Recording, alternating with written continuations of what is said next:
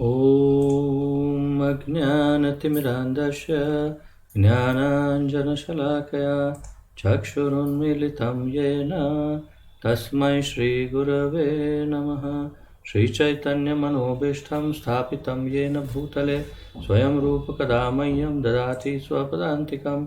वन्देऽहं श्रीगुरुं श्रीयुतपदकमलं श्रीगुरून् वैष्णवांश्च श्रीरूपं साग्रजातं सहगण रघुनाथान्वितं तं सजीवं साद्वैतं सावधूतं परिजनसहितं कृष्णचैतन्यदेवं श्रीराधाकृष्णपादान् सहगण ललिता श्रीविशाखान्वितांश्च।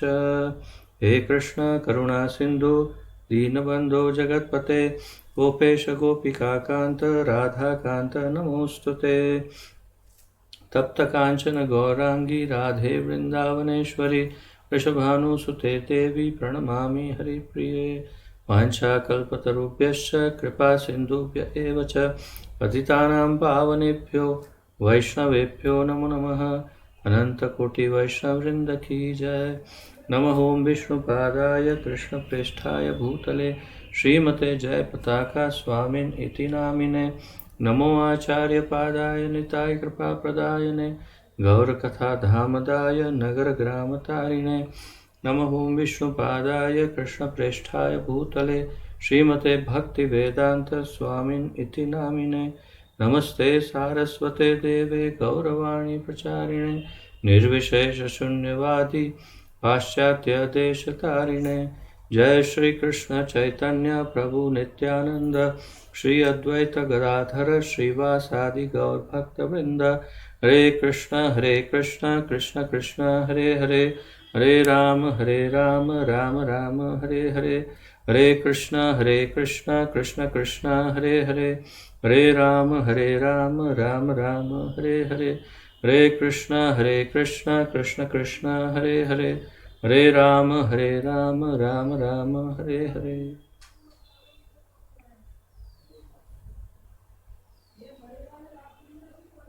आप सबका बहुत बहुत स्वागत करता हूं और आप सबको एक स्मरण करवाना चाहता हूं। कई बार कई क्लासेस में मैं आप लोगों को ये निवेदन कर चुका हूं कि जब हम हरे कृष्ण महामंत्र का जप करते हैं तो जब हाथ ऊपर करते हैं तो उसको ऊपर करने के 3 तरीके हैं।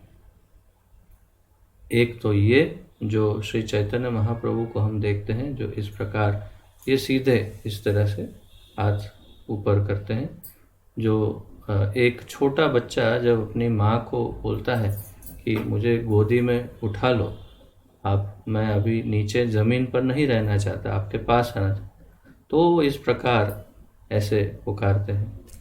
एक होता है कि मैं आशीर्वाद दे रहा हूँ तो ऐसे हाथ ऊपर करते हैं और जब तो समझना चाहिए कि आशीर्वाद है, मुझे कुछ नहीं चाहिए, आप लोगों को आशीर्वाद। और एक तीसरा होता है ऐसा कि बस अभी बहुत बोर हो गया, अभी कुछ नहीं है, मतलब जब करते करते भी उसका मन कहीं और ये रडार के जैसे इधर उधर घूम रहा है, तो हाथ ऐसे सींग जैसे होते हैं। तो हम कैसे हाथ करते हैं जब करते समय, वो बड़ा महत्वपूर्ण है।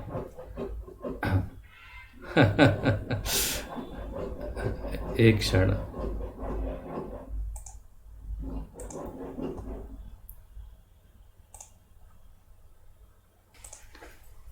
तो आपका बहुत स्वागत है आज के इस अत्यंत सुमधुर कार्यक्रम में। जैसे कि आप जानते हैं हम सब काफ़ी समय से ये अत्यंत महत्वपूर्ण ग्रंथ जो हमारे इस्कॉन के संस्थापक आचार्य श्री श्रील प्रभुपाद जी के द्वारा लिखित भगवान श्री चैतन्य महाप्रभु का शिक्षामृत, उसका अध्ययन कर रहे हैं और बहुत ही आनंद प्राप्त कर रहे हैं इस अध्ययन के द्वारा।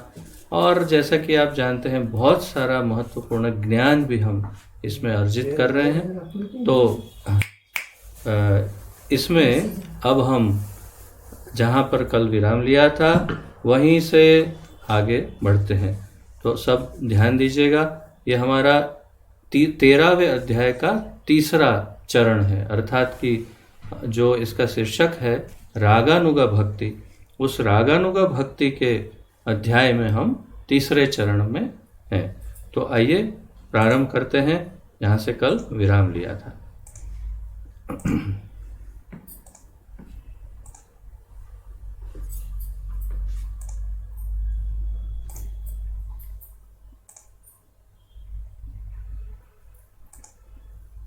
तो जैसा कि आपको स्मरण होगा, कल हमने श्री चैतन्य महाप्रभु श्रील सनातन गोस्वामी को भक्ति के जो विविध अंग हैं उसमें साधन भक्ति के बाद रागानुगा भक्ति, और रागानुगा भक्ति में जो कल हमने चर्चाएं की उसके अनुसार कल हम रागानुगा भक्ति के 9 प्रमुख जो अंग हैं उसकी चर्चा चैतन्य महाप्रभु ने की।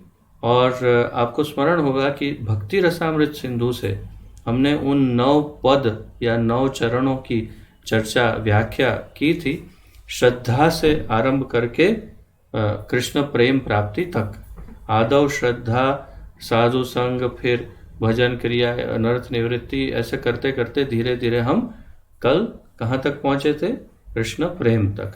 तो आज हम वहीं से आगे बढ़ेंगे और कल वही चर्चा जो कल हो रही थी वही आज थोड़ी सी और आगे बढ़ेगी। उसके पश्चात नया सब्जेक्ट।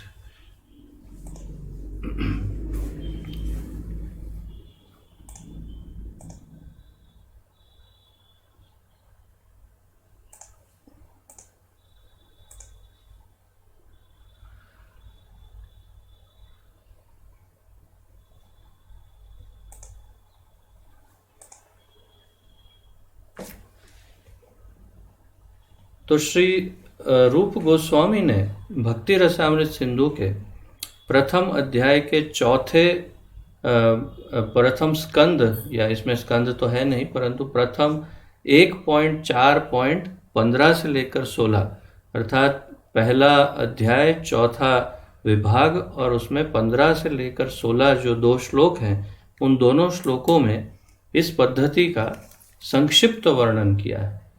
तो ये हमारे प्रभुपाद जी इधर वर्णित कर रहे हैं। सर्वप्रथम श्रद्धा होनी चाहिए, तो वही जो कल हमने चर्चा की थी उसी को प्रभुपाद जी और आगे विस्तार से थोड़ा सा विस्तरित करके और फिर से इसे समझा रहे हैं। वैसे कल तो हमने काफ़ी चर्चा की थी, लेकिन फिर भी आज फिर से प्रभुपाद जी के श्रीमुख से इसे आगे सुनते हैं। तो सर्वप्रथम श्रद्धा होनी चाहिए। श्रद्धा के कारण ही जीव साधु संगत और साधु संग से भक्ति का प्रारंभ होता है। सबसे पहले सर्वप्रथम श्रद्धा होनी चाहिए, प्रभुपाद जी कह रहे हैं। तो और श्रद्धा के कारण जीव में साधु संग होता है। तो कल हमने काफ़ी विस्तार से इसकी चर्चा की थी।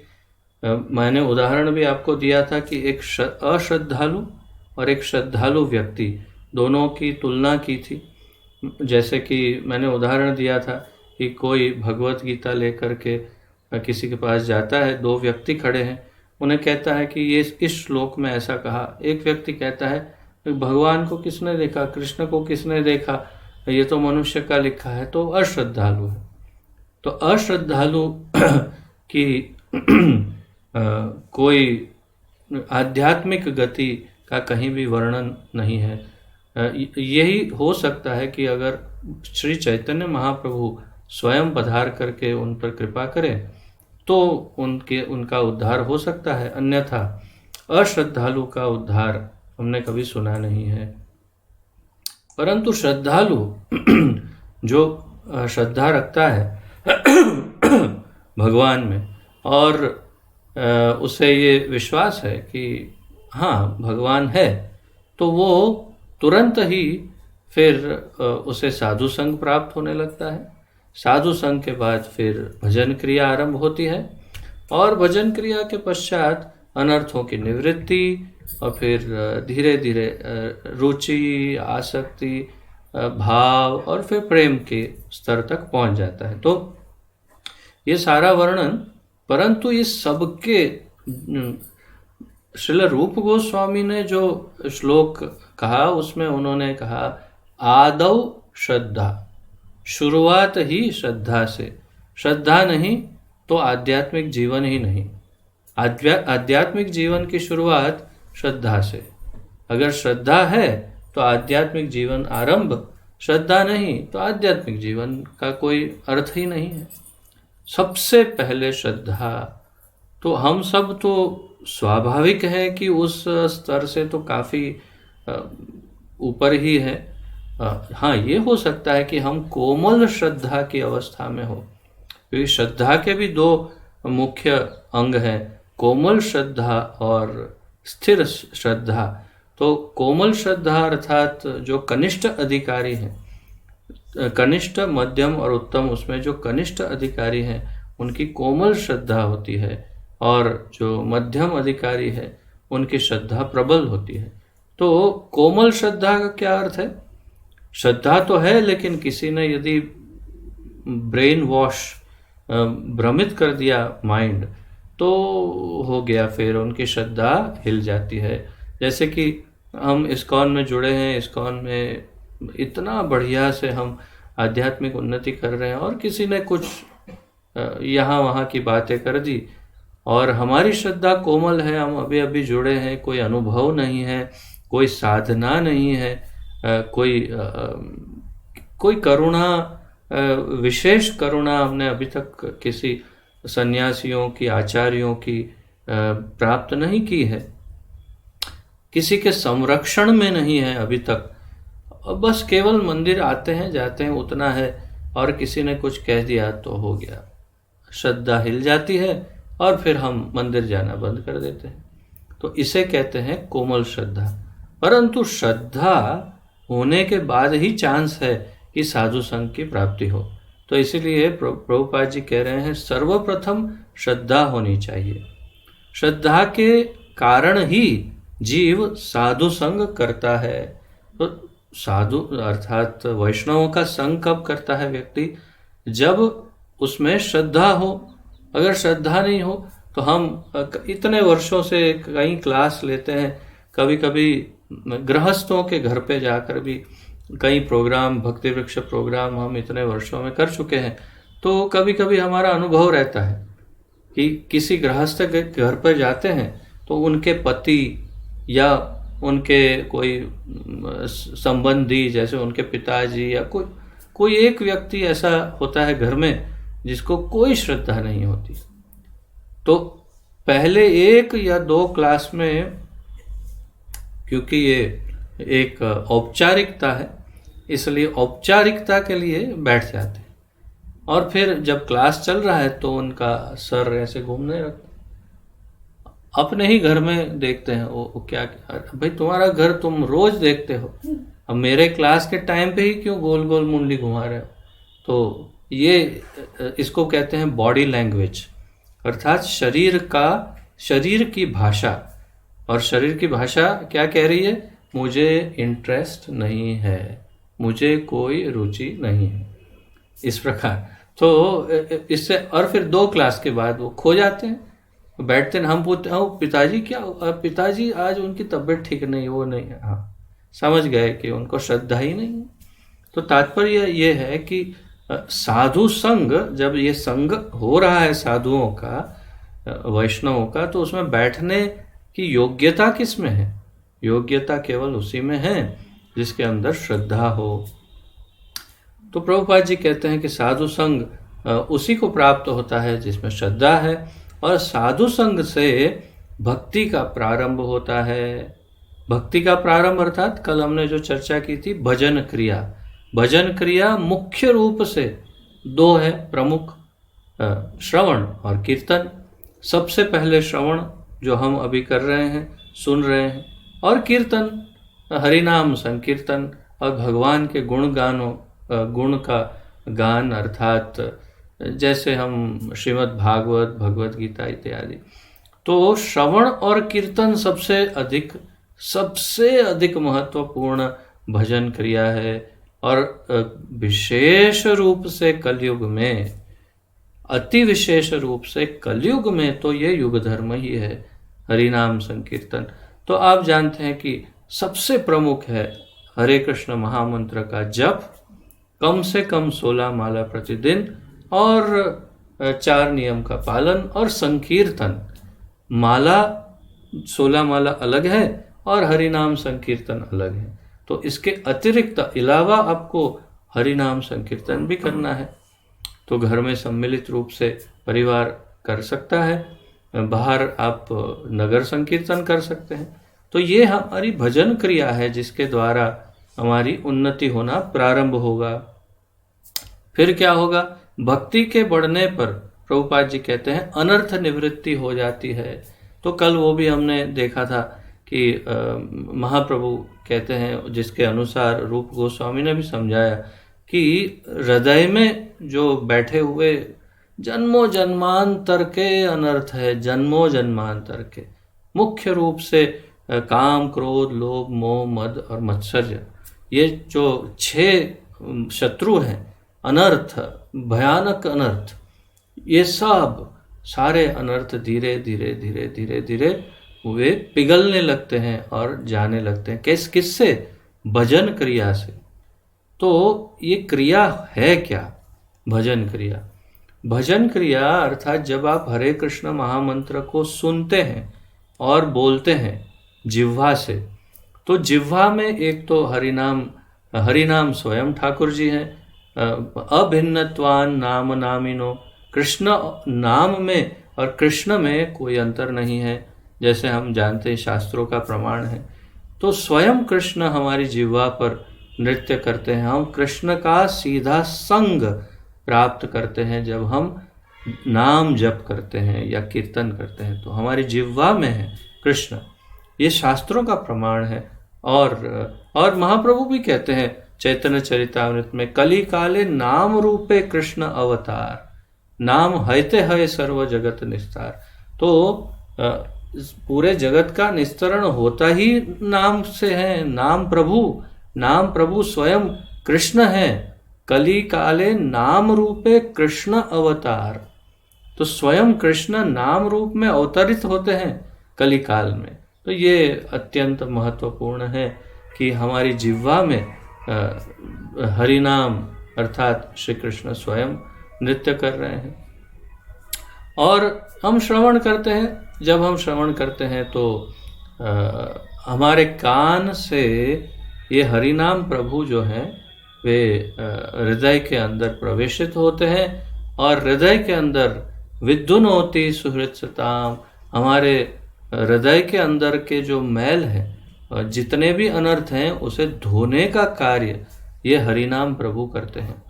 तो ठाकुर जी कान से हमारे हृदय में प्रवेश करके हृदय के अंदर के जो भी मैल है उसे धोने का कार्य करते हैं, अनर्थों का, अनर्थ निकालने का।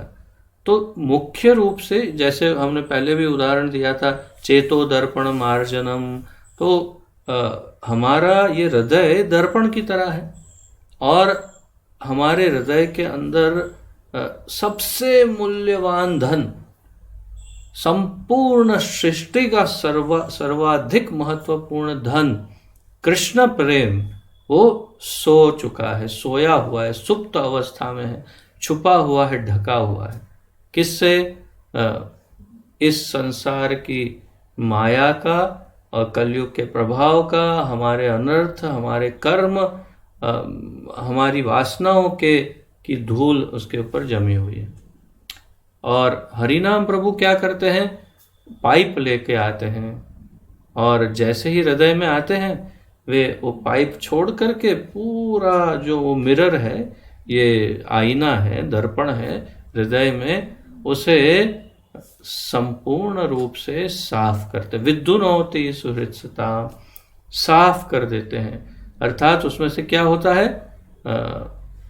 नित्य सिद्ध कृष्ण प्रेम साध्य कभु नय, श्रवण आदि शुद्ध चित्ते करय उदय। तो श्रवण और कीर्तन करने से हृदय से वो कृष्ण प्रेम जागृत हो जाता है, जाग जाता है। सोया हुआ कृष्ण प्रेम जाग जाता है हृदय में। और फिर एक बार कृष्ण प्रेम जाग गया तो फिर क्या। तो आगे प्रभुपाद जी कहते हैं उसके बाद स्टेप, तो अनर्थ निवृत्ति हो जाती है, उसे निष्ठा की प्राप्ति होती है। उससे निष्ठा की प्राप्ति, जब अनर्थ चले जाते हैं तो निष्ठा, प्रबल श्रद्धा भगवान में आ जाती है, जिससे भजन एवं वैधि भक्ति में रुचि और आसक्ति जागती है। तो प्रबल श्रद्धा और दृढ़ विश्वास, ये संकल्प भी आ जाता है। और फिर धीरे धीरे भजन क्रिया करते करते, साधु संग में रहते रहते, जब अनर्थ निकल चुके हृदय में से, तो रुचि जागृत होती है भगवान की लीलाओं के प्रति, भगवान के प्रति, भगवान के भक्तों के प्रति, भगवान के भक्तों की सेवा के प्रति, मंदिर में सेवा के प्रति इत्यादि। तो भगवान की हर प्रकार से भगवान में रुचि उत्पन्न होती है। और उसी रुचि से फिर धीरे धीरे आसक्ति भी मैंने कल आपको उदाहरण दिया था कि एक प्रकार की आसक्ति का अर्थ है एक प्रकार का व्यसन, जिसे हम व्यसन कहते हैं, कि जिसके बिना चलेगा नहीं, उसे आसक्ति कहते हैं। तो ये आसक्ति इतनी प्रबल होती है कि कृष्ण नाम के बिना चलेगा नहीं।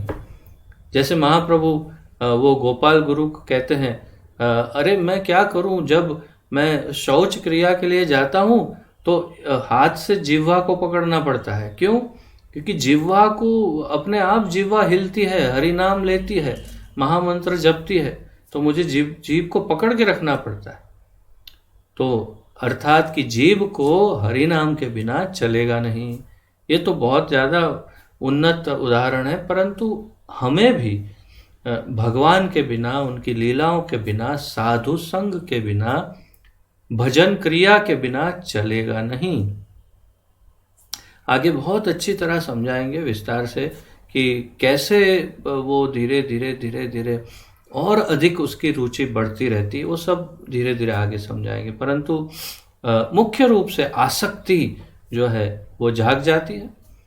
तदुपरांत प्रभुपाद जी कहते हैं और आगे बढ़ने पर भाव की प्राप्ति होती है। तो रुचि से, आसक्ति से भाव, तो ये भाव जब आसक्ति गहन हो जाती है, बहुत ही गहरा जाती है, एकदम गाढ़ प्रगाढ़ हो जाती है, तब वो भाव में परिणत होती है। यह स्थायी अवस्था है। भाव की वृद्धि पर वह कृष्ण प्रेम की सर्वोच्च स्थिति प्राप्त करता है। यह स्थिति, यह स्थायी अवस्था है भाव की वृद्धि पर। तो पहले भाव की प्राप्ति हुई, और भाव भी जब धीरे धीरे और गहरा होता है, प्रगाढ़ होता है, गाढ़ा बनता है, तो फिर वो कृष्ण प्रेम में परिणत हो जाता है।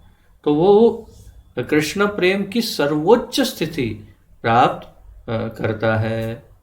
तो स्वाभाविक है, हम कब से कितने समय से न जाने यही चर्चा कर रहे हैं कि इस संसार की सबसे बड़ी प्राप्य वस्तु कुछ है तो वो है कृष्ण प्रेम।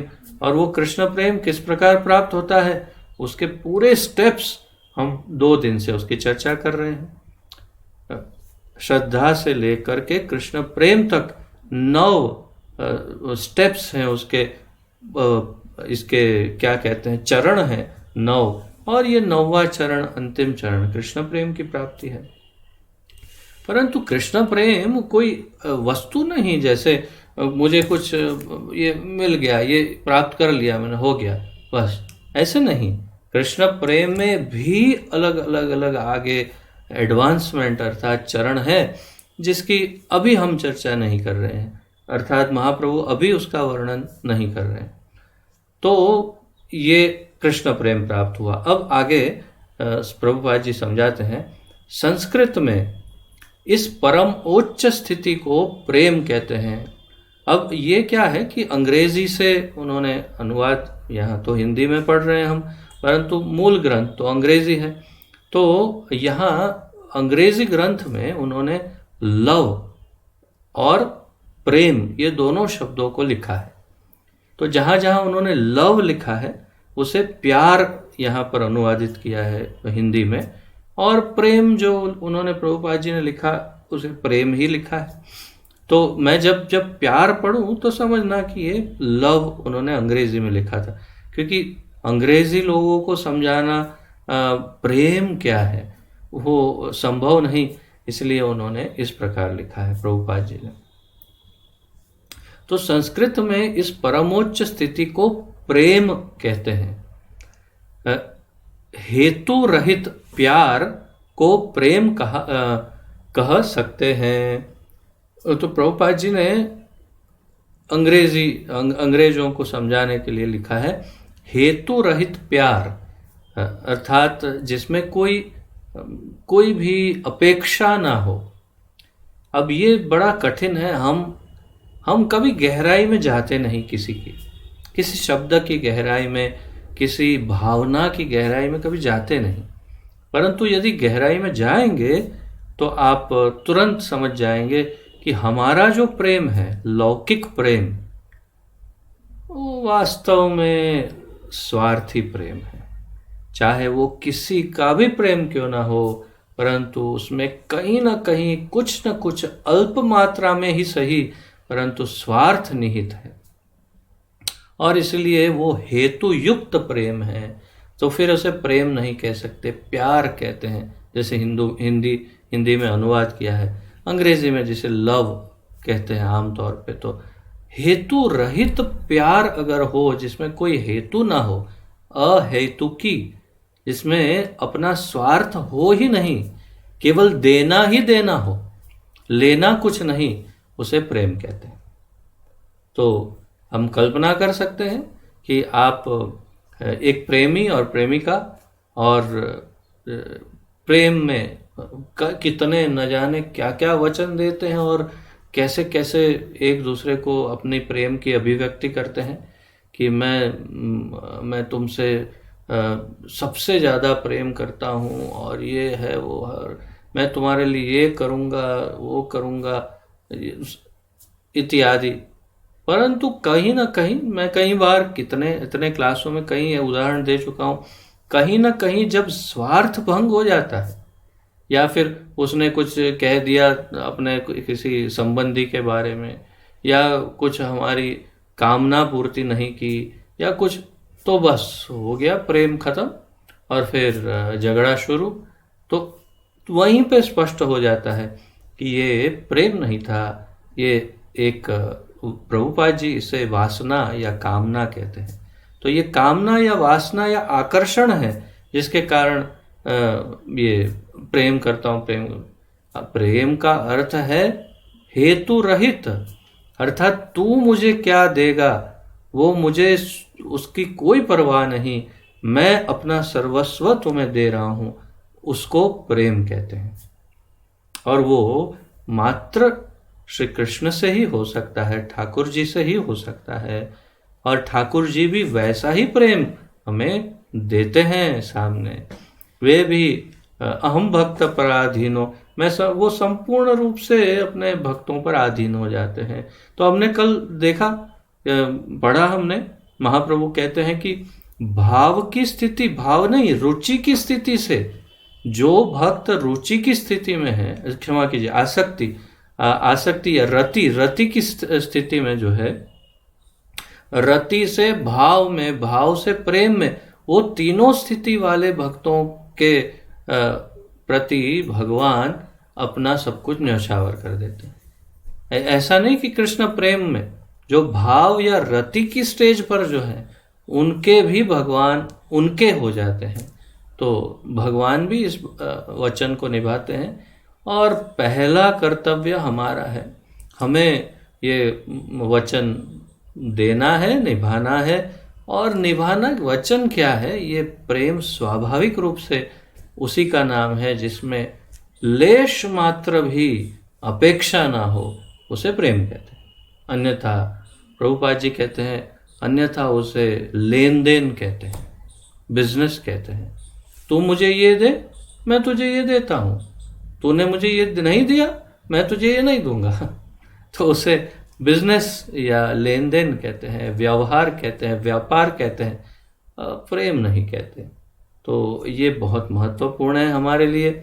और यकीन मानिए, चाहे आप कितना भी ट्राई कर लो, ऐसा प्रेम भौतिक संसार में संभव ही नहीं है।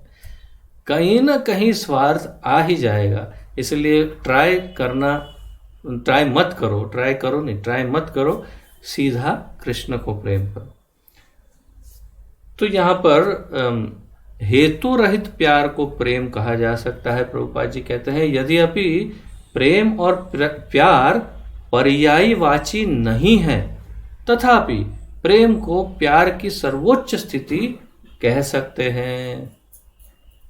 तो प्रभुपाद जी कहते हैं, लव और प्रेम ये दोनों एक शब्द नहीं है, परंतु लव की जो सबसे शुद्ध अवस्था, जिसमें कोई स्वार्थ नहीं है, उसे प्रेम कहते हैं। अर्थात उन्होंने ये कह दिया कि प्रेम शब्द का कोई अंग्रेजी शब्द है ही नहीं, उन्होंने ये कह दिया। सबसे समसिद्ध मनुष्य वही है जिसे प्रेम प्राप्त हो चुका है। सबसे समसिद्धि, जिनके पास सभी सिद्धियां प्राप्त हो गई हो, ऐसा व्यक्ति कौन है? वही जिसे कृष्ण प्रेम प्राप्त हो चुका हो। श्रीमद् भागवत 3 स्कंद 25वें अध्याय का 25वां श्लोक 3.25.25 में इसका अनुमोदन है।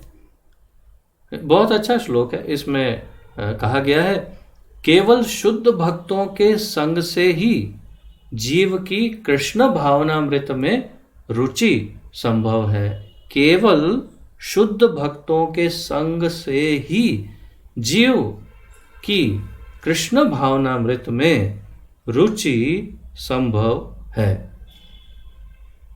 कोई यदि हिमालय में जाके भजन क्रिया ही करता हो, यही भजन क्रिया श्रवण कीर्तन अकेला अकेला बैठ के हिमालय में करे, तो शायद 10,000 साल तक करने पर भी वो शुद्ध कृष्ण प्रेम की अवस्था तक नहीं पहुंच पाएगा। परंतु भागवत के इस श्लोक के अनुसार केवल शुद्ध भक्तों के संग से ही जीव की कृष्ण भावनामृत में रुचि संभव है। तो वो उसकी संपूर्ण उन्नति तभी होगी जब वो साधु संग करेगा।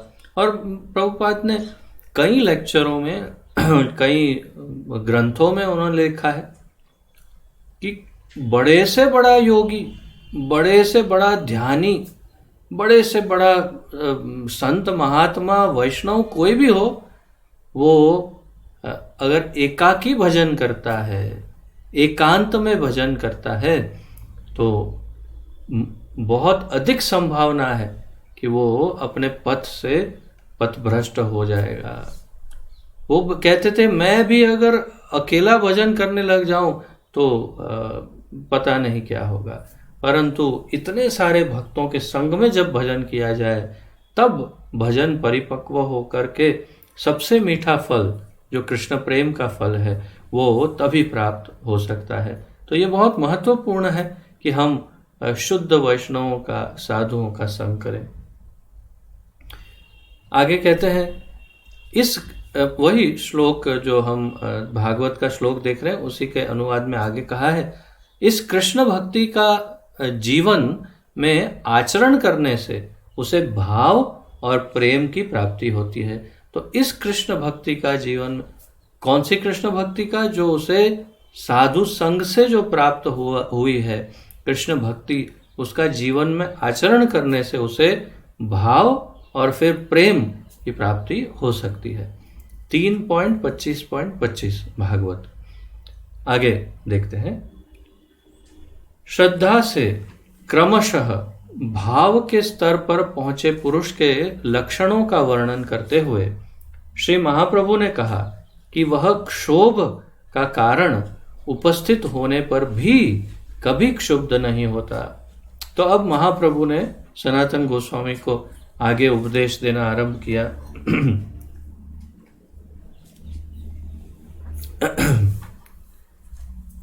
महाप्रभु कहते हैं श्रद्धा से आरंभ अगर किया जाए तो श्रद्धा से क्रमशः अर्थात एक के बाद एक भाव के स्तर पर पहुंचे पुरुष के लक्षणों का, अर्थात जो श्रद्धा से फिर साधु संग, भजन क्रिया, अनर्थ निवृत्ति करते करते जो भाव तक पहुंच गया, उस पुरुष के लक्षण का वर्णन करते हुए महाप्रभु ने कहा कि वो क्षोभ का कारण उपस्थित होने पर भी क्षुब्ध नहीं होता।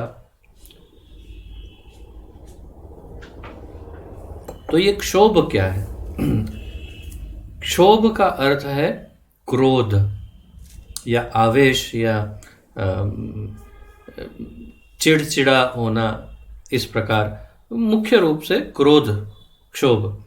तो वो क्षोभ का कारण उपस्थित होने पर भी क्षुब्ध नहीं होता।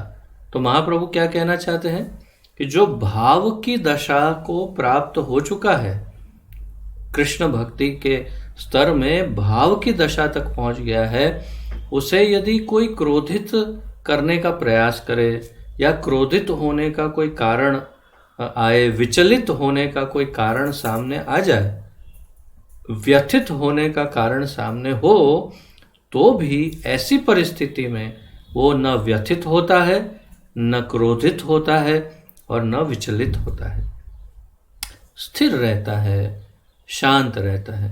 तो ये भाव की दशा पर पहुंचे हुए संत के ये लक्षण हैं। दूसरा व्यक्ति वो भी नहीं व्यथित होता जो पॉलिटिशियन हो, अर्थात कि एक राजनीतिक व्यक्ति हो जो अपने स्वार्थ के लिए कुछ कर रहा हो, वो सामने वाला कितना भी गाली दे वो शांति से हंसता रहता है, क्योंकि वो जानता है वो कुछ भी बोलेगा तो उसकी कैरियर समाप्त हो जाएगी। ये अलग दशा है। ये भाव की दशा ऐसी दशा है जब स्वाभाविक रूप से बिना कोई अंदर हृदय में कोई भाव परिवर्तन के, वो बिना परिवर्तन के शांत रहता है, क्योंकि वो संपूर्ण स्थिति का ज्ञान है उसे। आगे बताते हैं, वह अपना, ये बहुत महत्वपूर्ण है हम भक्तों के लिए, विशेष रूप से जो प्रचार कार्य कर रहे हैं उनके लिए तो ये अत्यंत महत्वपूर्ण है। वह अपना एक क्षण भी व्यर्थ नष्ट नहीं जाने देता। वो अपना एक क्षण भी वेस्ट नहीं करता, व्यर्थ नहीं करता, व्यर्थ नहीं जाने देता, नष्ट नहीं करता। अर्थात एक एक क्षण की कीमत है उसे। और अगर हम सामान्य बुद्धि से सोचें तो समय इतना तेजी से जाता है, इतना तेजी से जाता है कि जिसका हम एहसास नहीं कर पाते। हम अक्षम हैं इस बात को समझने के लिए कि समय बहुत तेजी से जा रहा है, बहुत ही फास्ट जाता है। आप जो बूढ़े लोग हों उन्हें पूछिए, जो 70 की आयु के आसपास हो उन्हें पूछिए कि समय कैसे, वो कहेंगे अरे बाबा पता ही नहीं चला कब इतना बूढ़ा हो गया मैं, ऐसे समय निकल गया, पूरा जीवन बीत गया। तो समय बहुत फास्ट जाता है। और मेरा कहने का उद्देश्य, तात्पर्य यह है कि मृत्यु कभी भी आ सकती है, इंतजार कर रही है मृत्यु, हमारी सबकी मृत्यु कहीं ना कहीं खड़ी है, इंतजार कर रही है। बस वो डेट, वो टाइम, उसका इंतजार है उसे, जिसका हमें ज्ञान नहीं है। हमें उस डेट टाइम का ज्ञान नहीं, वो मृत्यु हमारा इंतजार करके खड़ी है। और जैसे ही वो उसका समय आ जाएगा, मृत्यु सर्वहरश्चाहम, भगवान कहते हैं भगवद गीता में, मैं मृत्यु बनकर आता हूं और सब कुछ हर लेता हूं, कुछ रहने नहीं देता। और ये भक्तों के लिए भी सामान्य रूप से सत्य है, असामान्य रूप से नहीं, क्योंकि भक्त मृत्यु को भी विफल कर सकते हैं, परंतु सामान्य रूप से मेरे जैसे अति सामान्य साधारण जीव के लिए तो समझना है कि वो मृत्यु आएगा और जब समय आएगा तब ले जाएगा। तो इसीलिए तैयारी करनी है। अगर घर वापस जाना है, ठाकुर जी के पास रहना है, जाना है, तो एक क्षण भी नष्ट नहीं होना चाहिए जीवन में। एक क्षण भी नहीं प्रयास करें। मैं जानता हूं ये संभव, मैं बोल रहा हूं उसका अर्थ ये नहीं कि मैं नहीं करता नष्ट। मेरे कई क्षण नष्ट होते होंगे, परंतु अंदर से ये एक आग सी हमेशा उठती रहती है कि समय नष्ट हो रहा है, नष्ट हो रहा है।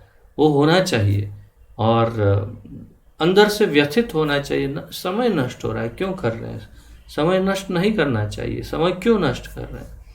क्योंकि हो सकता है मृत्यु अब कल आ जाए, कल हो सकता है कल आ जाए, तो क्या करेंगे?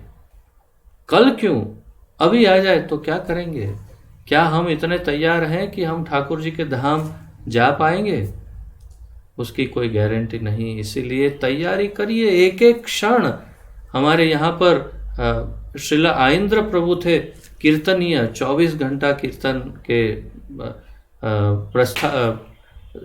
स्थापक, और वे कहते थे कि आप जब नाम जप करते हो तो जब आपने हाथ में एक तुलसी मनका लिया है और आप बोल रहे हो हरे कृष्ण कृष्ण कृष्ण हरे हरे, हरे राम राम राम हरे हरे, और आपका ध्यान कहाँ था? आप ये सोच रहे हो उसके बारे में ये, परंतु ऐसे जप करो कि ये मंत्र जो अब मैं जपने वाला हूं इस मनके पर, वो मेरे जीवन का हो सकता है अंतिम मंत्र हो,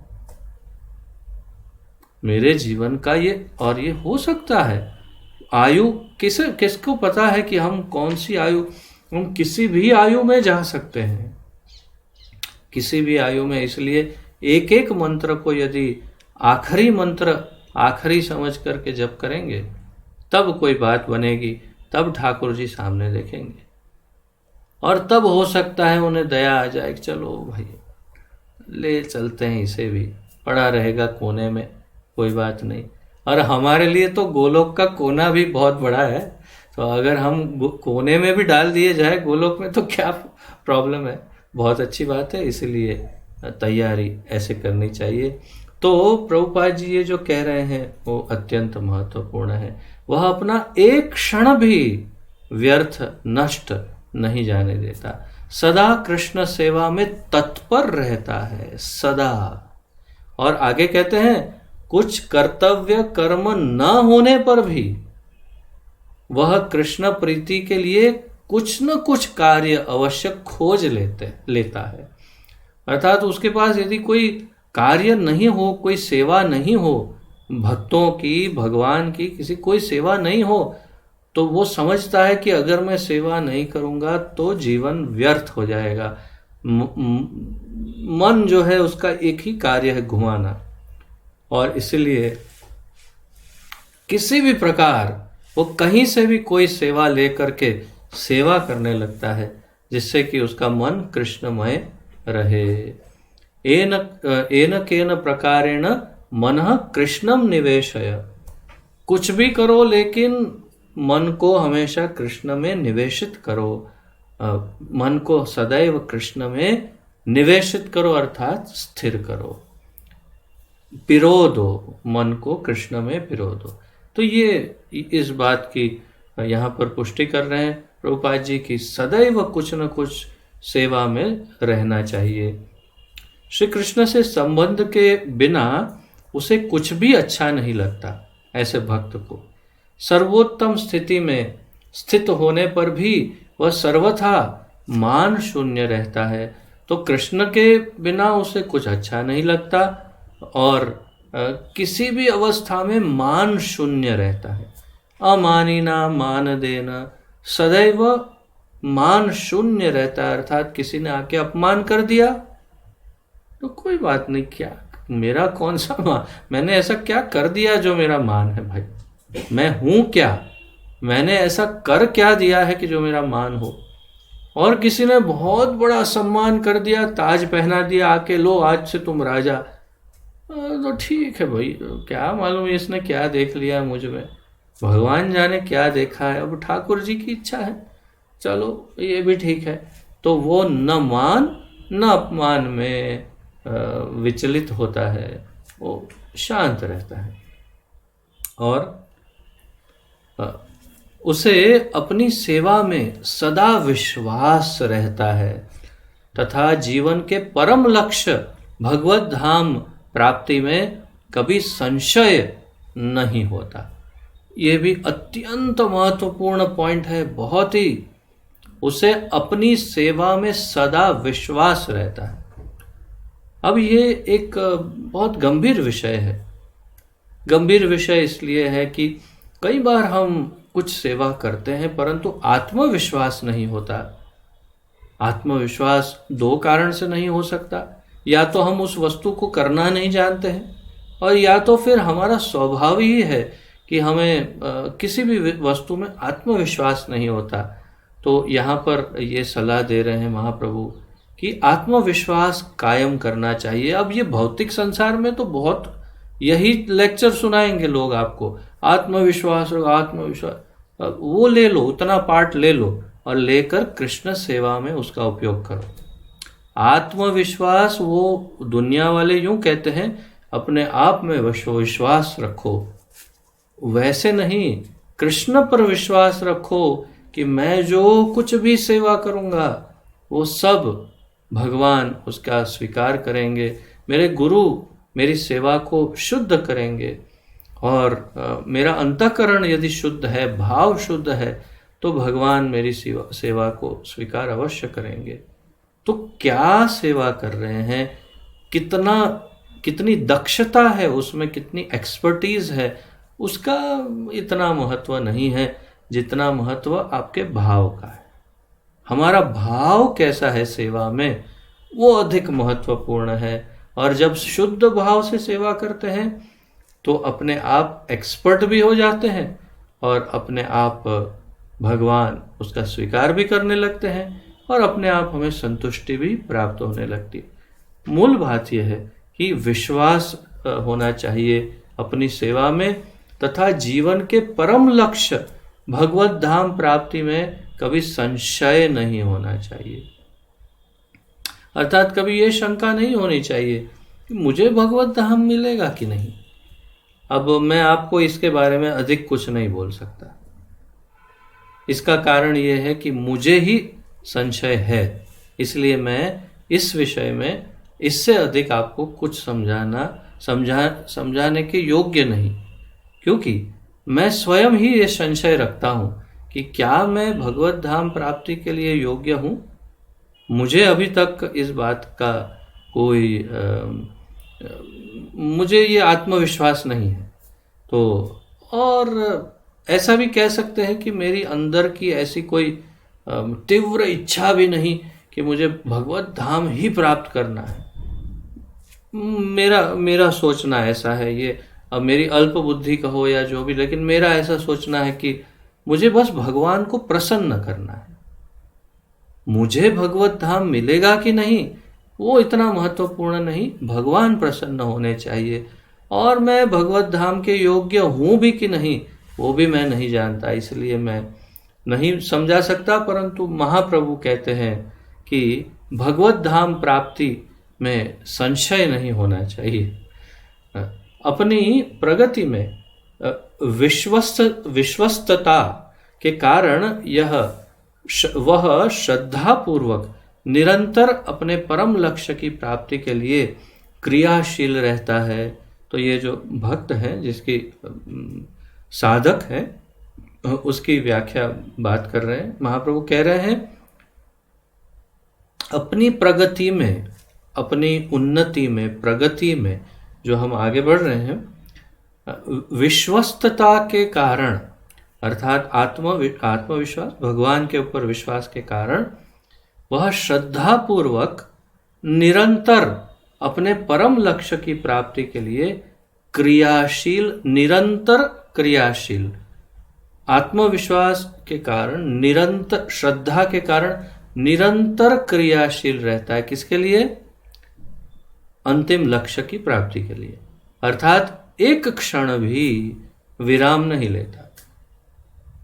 चलो अभी थोड़ा सा एक, जैसे किसी, हम नाम तो ले नहीं सकता, परंतु कोई एक बहुत ही एडवांस भक्त परिवार, तो उनको काफ़ी सालों से जानते हैं हम, काफ़ी एडवांस परिवार, और फिर मंदिर में भी बहुत सक्रिय एकदम उनका प्रभाव मंदिर में।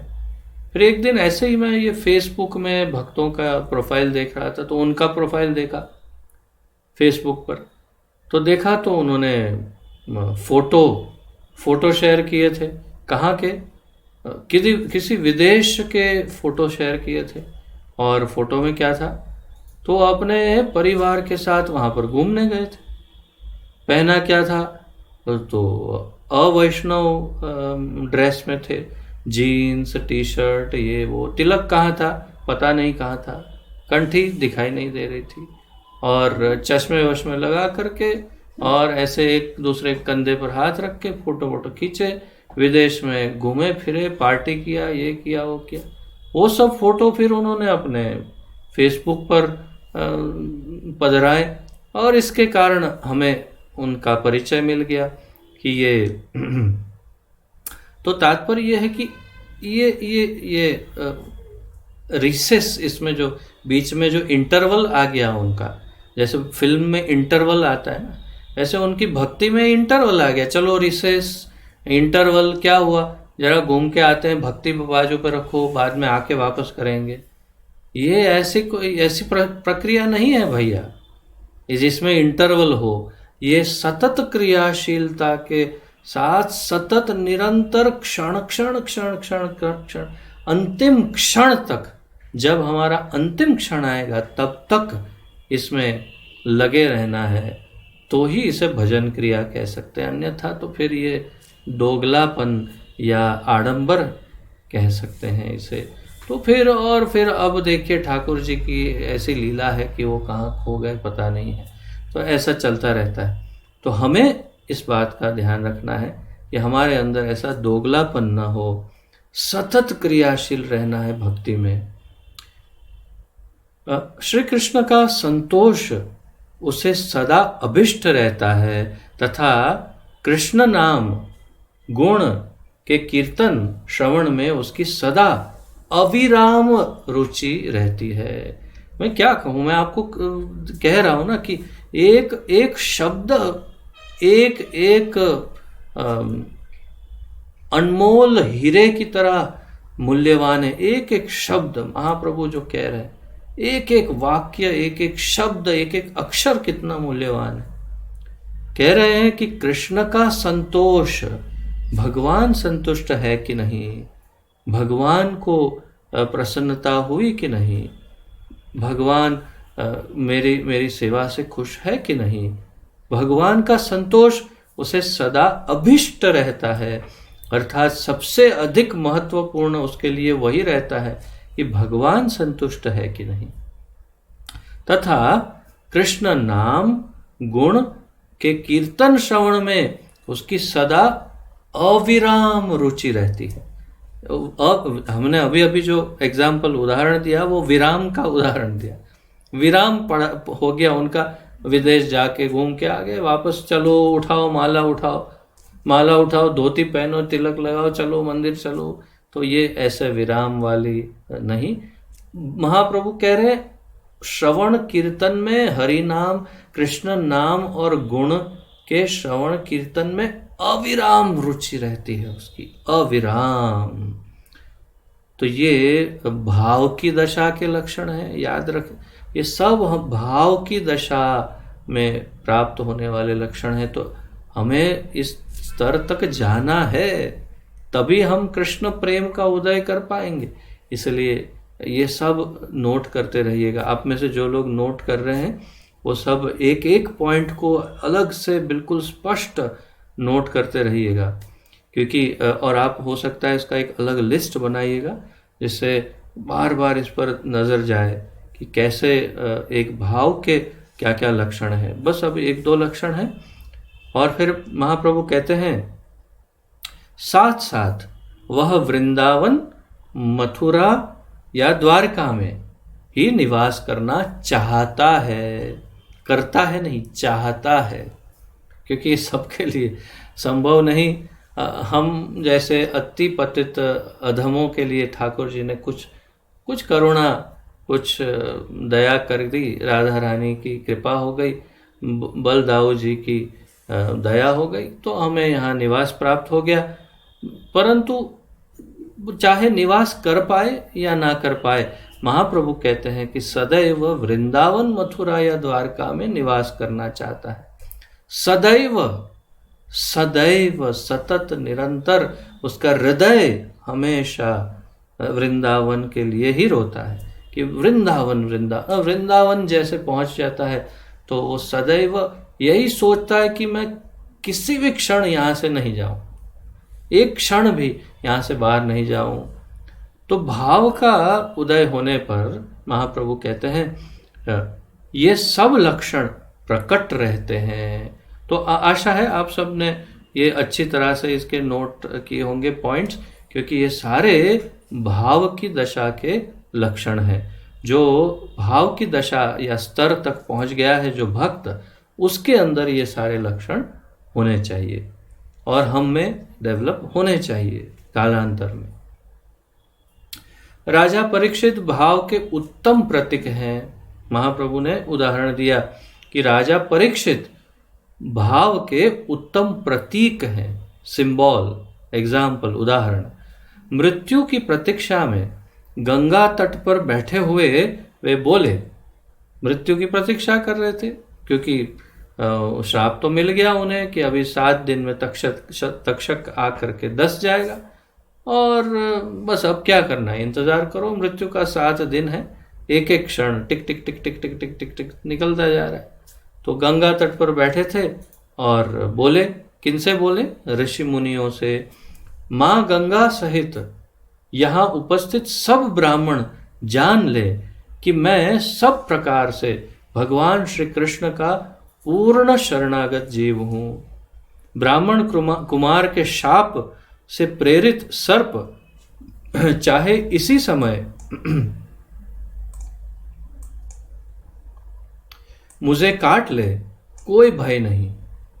मैं केवल यही चाहता हूं कि आप सब, अर्थात वो जहां जो ऋषि मुनि जो बैठे थे, आप सब कृष्ण कथा कहते रहें। तो परीक्षित राजा ने क्या कहा कि मुझे कोई भय नहीं, 7 दिन क्यों, अभी आके काट ले, कोई बात नहीं, परंतु मैं इतना चाहता हूं कि आप सब बस निरंतर कृष्ण कथा कहिए। मैं सिर्फ कृष्ण कथा सुनना चाहता हूं, श्रवण करना चाहता हूं बस। तो ये भाव की उस दशा का लक्षण है। इस कोटि का भक्त, महाप्रभु कहते हैं, सदा यही चाहता है कि कृष्ण से संबंध रहित किसी प्राणी पदार्थ में उसका एक क्षण भी नष्ट न हो। इस कोटि का भक्त सदा क्या चाहता है कि कृष्ण से संबंध रहित, अर्थात कृष्ण का जिससे संबंध न हो, ऐसी 2 चीजें, क्या? प्राणी या पदार्थ, अर्थात कोई भी मनुष्य या जीव जंतु या कोई भी वस्तु जिसका कृष्ण से संबंध न हो, उसके साथ एक क्षण भी नष्ट न हो, वो सदैव इसी बात का ध्यान रखता है।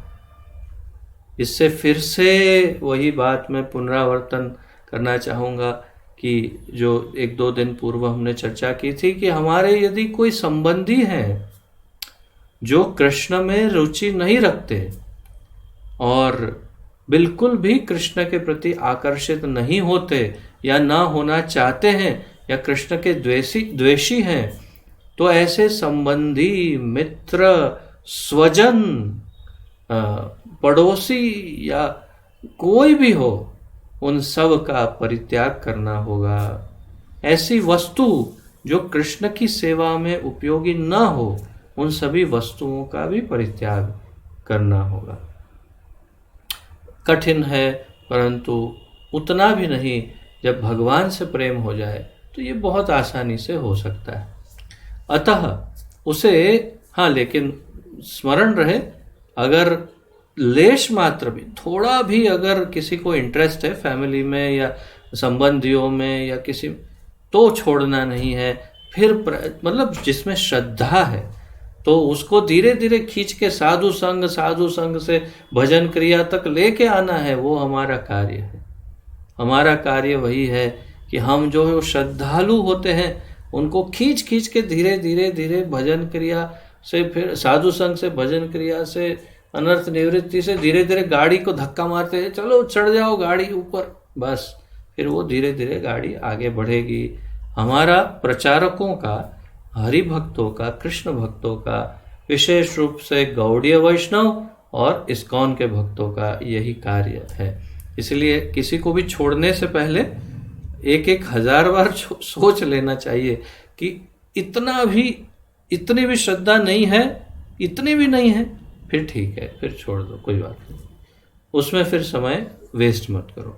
अतः उसे सकाम कर्म, ध्यान योग अथवा ज्ञान जन्य सिद्धि की आकांक्षा नहीं रहती, महाप्रभु कहते हैं। इसीलिए उसे सकाम कर्म कोई इच्छा नहीं, ध्यान योग का तो प्रश्न ही नहीं, अथवा ज्ञान प्राप्त करके कोई सिद्धि प्राप्त करने की कोई आकांक्षा नहीं रहती।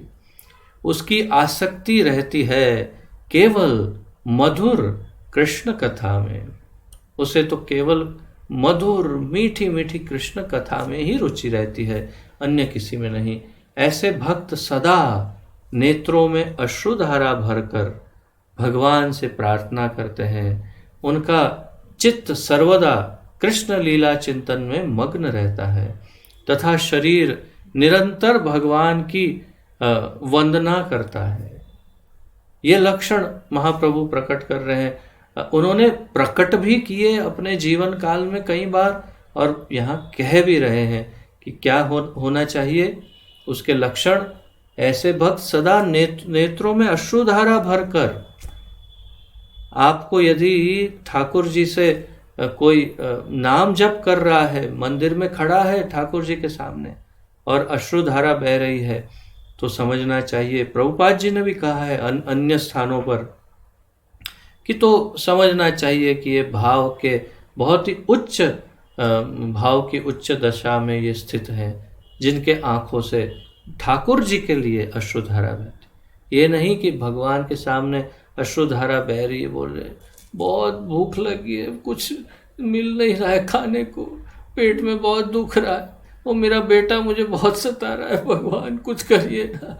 ऐसे वाली अश्रुधारा नहीं, ठाकुर जी के वियोग में, सेपरेशन में जो वियोग की अश्रुधारा, प्रेम की अश्रुधारा है, वो सतत बहती रहे और भगवान से प्रार्थना करता रहे। वो महाप्रभु कह रहे हैं सर्वदा उसका चित्त कृष्ण लीला चिंतन में मग्न रहे और शरीर निरंतर भगवान की वंदना करता रहे।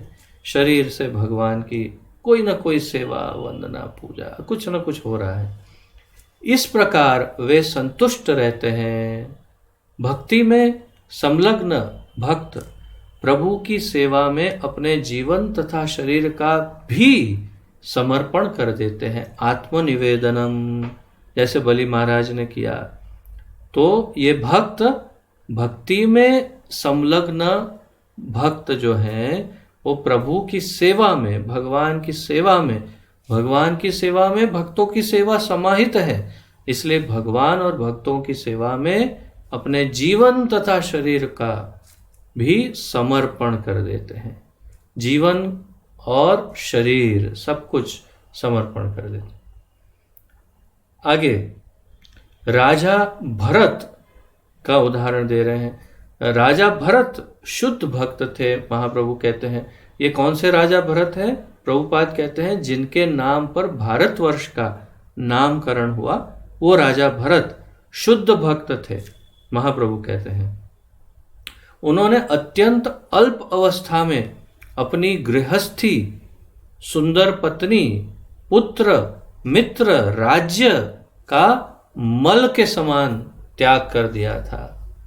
मल, हम सुबह जब मल त्याग करते हैं तो उसके पीछे, अब ये चर्चा भी अयोग्य लगती, परंतु सत्य है कि ना हम उसको देखना चाहते हैं, न छूना चाहते हैं और न उसका विचार करना चाहते। त्याग कर दिया, उसके पास गया, खत्म, शरीर से निकल गया, अब उसको कभी उसका चिंतन नहीं करेंगे।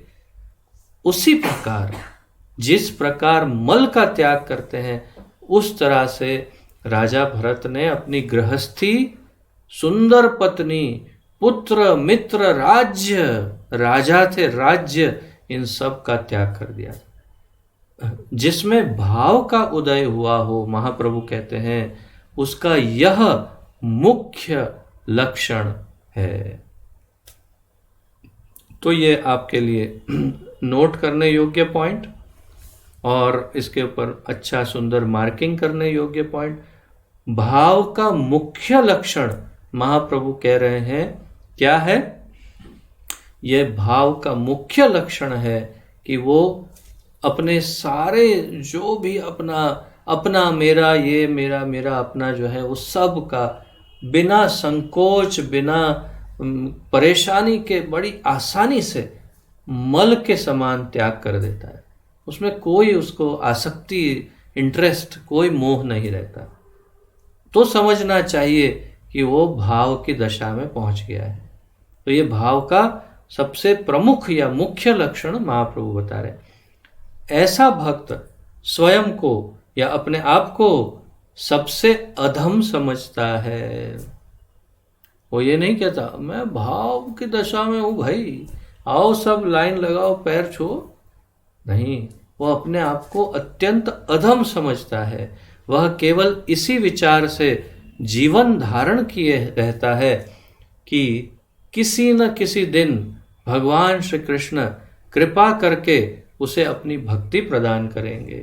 तो वो इस भाव की दशा में भी वो ये सोचता है कि किसी दिन भगवान दया करके अपनी भक्ति दे। अब भक्ति के भाव के दशा तक पहुंचा हुआ, एक ही स्टेप बाकी है, कृष्ण प्रेम संपूर्ण, अर्थात लगभग समझ लो पहुंच ही गया। उतनी भक्ति होने पर भी सोचता है कि कभी मुझे ठाकुर जी अपनी भक्ति दे देंगे। तो तब समझना चाहिए कि वो भाव की दशा में है, अर्थात उतनी विनम्रता हो उसमें। और पद्म पुराण में उनकी शुद्ध भक्ति का एक अन्य उदाहरण है। वहां उल्लेख है कि नरेंद्र शिरोमणि होने पर भी राजा द्वार द्वार पर मधुकरी करते तथा चांडालों की भी वंदना करते थे। तो नरेंद्र शिरोमणि अर्थात राजाओं में सबसे प्रमुख, जिनके नाम पर भारतवर्ष का नाम पड़ा, सबसे क्या कहते, छत्रपति या चक्रवर्ती या ऐसे जो सबके राजाओं के राजा है, ऐसे राजा होने पर भी वो द्वार द्वार पर मधुकरी करते, मधुकरी भिक्षा मांगते तथा चांडालों की भी वंदना करते थे। और श्री सनातन गोस्वामी का निम्नलिखित श्लोक उल्लेखनीय है। तो सनातन गोस्वामी ने इसके अनुसंधान में एक श्लोक कहा है और मुझे लगता है समय काफ़ी हो गया है, तो ये श्लोक से हम कल फिर आगे बढ़ेंगे। मैं यहीं पर विराम ले लेता हूँ और सनातन गोस्वामी के इस श्लोक को कल हम इसकी चर्चा करेंगे। तो एक और अंतिम चरण, चौथा चरण इस अध्याय का हम बाकी रखते हैं, क्योंकि ये बहुत अत्यंत अधिक, बहुत ज़्यादा जरूरी और महत्वपूर्ण चर्चा है। इसलिए इसमें मैं बहुत ही धीरे धीरे आगे बढ़ रहा हूँ। एक एक दो पन्ने, पेजेस पर डे एक एक दिन में ले रहा हूँ और आशा है इससे हम सभी लाभान्वित होंगे, मुझे ऐसी आशा है। तो इसी के साथ विराम लेते हैं। यदि किसी के, आप में से किसी का कोई प्रश्न आदि हो, कोई उत्कंठा, कुछ सुधार, सुझाव, टिप्पणी, तो प्रस्तुत कर सकते हैं। आपका स्वागत है।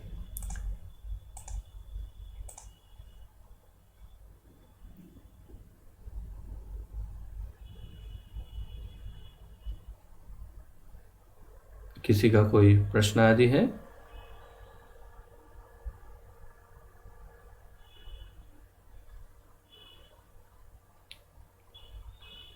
ठीक है, तो आशा है आप सब समझ पा रहे होंगे।